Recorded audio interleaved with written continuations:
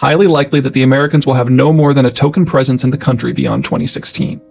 But there will certainly be debris. As part of the Afghan war effort, the Americans discovered that the Afghanistan-Pakistan border region is as rugged and porous as it is densely populated. Many militant groups, most notably the Afghan and Pakistani strains of the Taliban movement, call it home. That unsavory fact introduced the Americans good and hard to Pakistan's core statehood problem. Pakistan, in good times, is a state under siege, and it all comes down to geography. The Indus Valley is the Pakistani core, and the waters of the Indus are the merger of 5 smaller upland rivers that all originate in the Himalayas. However, unlike the similarly sourced Ganges, the middle reaches of the Indus system receive no rainfall.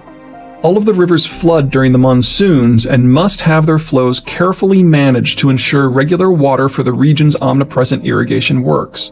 If not for this management, the entire area, like the Nile Valley, would be desert. The Indus may have been navigable at some point deep in the past, but millennia of such tight management and such seasonal input extremes mean that in the contemporary period it is only navigable to Hyderabad, just a handful of miles from the Indian Ocean. From a capital generation and a social point of view, this puts Pakistan in a very similar basket as Egypt. A very thin crust of society manages the extremely capital-poor system, and everyone else is a de facto slave. That, however, and unfortunately, is where the similarity with Egypt ends. The middle region of the Indus system are not only not highland, but they directly abut the Ganges region.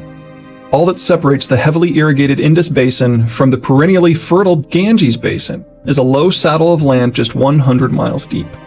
While this saddle is bracketed by a pair of impressive natural boundaries, the Himalayas and the Thar Desert, it is some 300 miles wide and leads directly into the most densely populated region of the world. It is broadly indefensible. Under any circumstances, the people of the Indus Valley will be heavily outnumbered by and exposed to the people of the far more populous Ganges Valley. And that's before including the other Indian territories.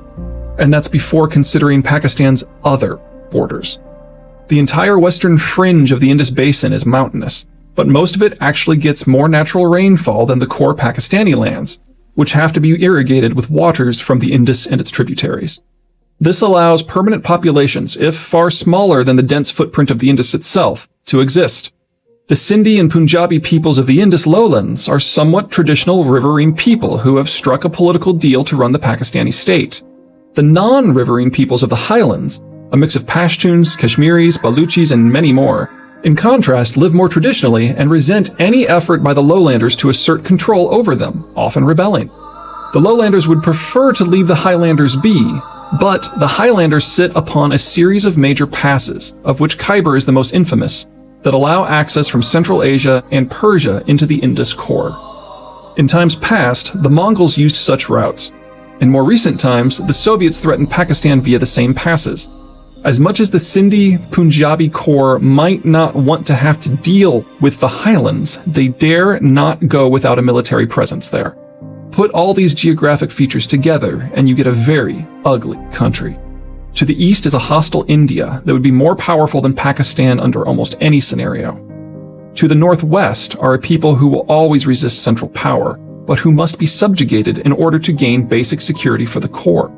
Throughout the core Indus territories, there is a catastrophically high need for tight management and expensive irrigation to prevent desertification and starvation. Consequently, Pakistan is one of the poorest, most militarized, most corrupt, and least secure states ever created. The problems that the Americans discovered in their Afghan adventures are a direct consequence of the Pakistanis' successful efforts to turn a negative into a positive. With the Soviet invasion of Afghanistan in 1979, the Pakistanis reasonably believed that they were next. They couldn't hope to stand up to the Soviets, much less the Indians combined with the Soviets, alone. And the peoples who lived in the highlands of northwest Pakistan had always been particularly unruly.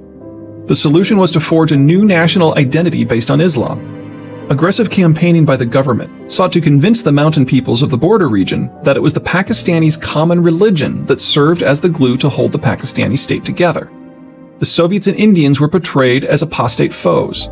Instead of having to be in a state of low-grade war with their own citizens, the Pakistani core smiled as the mountain people started crossing the border to attack Soviet forces in Afghanistan. or shifted into Kashmir to attack Indian forces. Fast forward 30 years, and it is the Americans who are patrolling Afghanistan. The Pakistani Taliban, as some of the militias of the Pakistani mountain people are now known, attacked the Americans just as vociferously as they attacked the Soviets. They also see the Pakistani government's willingness to collaborate with the Americans in Afghanistan as a betrayal of the national identity at best, or a sign of apostasy at worst. The suicide attacks that often mar Afghanistan and Kashmir now also occur within the Indus core with disturbing regularity. There have been many concerns that Islamists within the Pakistani government have often assisted the various Afghan and Pakistani militias by sharing intelligence about the disposition of American forces. This is certainly true. However, such assistance is not given on orders of Pakistan's civilian or military leadership, but instead by Islamists within the government ranks who wish to assist the Taliban for religious or strategic reasons.